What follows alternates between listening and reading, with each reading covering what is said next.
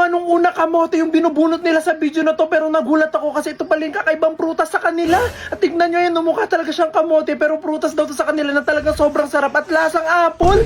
Grabe, meron palang ganitong klaseng prutas mukhang kamote. Mukha yung lasa nito, gusto ko tong tikman na yan. Wow! So ito na, finally nabili na natin yung prutas na yun na mukhang kamote pero hindi daw siya kamote. Ayan, so ito yung itsura niya. Yan, tingnan nyo, mukha talaga siyang kamote. Ayan o, ganyan na ganyan yung kamote pero hindi daw at lasa daw itong apple. Parang galing pa siya sa lupa. So tikman na natin siya at titignan natin kung masarap. Ayan, so ito na, naugasan na natin siya. So himili tayo dito. Ito maganda. Dapat ganyan yung amoy. May bayabas. Ayan, so ito na, nabalatan na natin siya. So umpisa na natin ito tikman. Kung talagang lasa tong apple. And 1, 2, 3.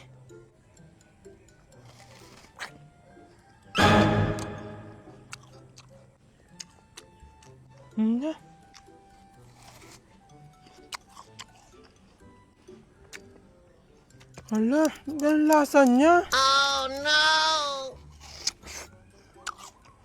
Parang nga talaga siyang apple.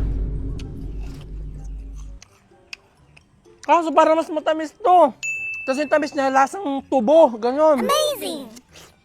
Ang dami, ganito pala. Parang mas gusto ko to sa apple.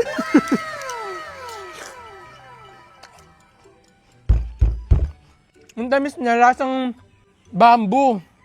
Lasang tubo. Bamboo.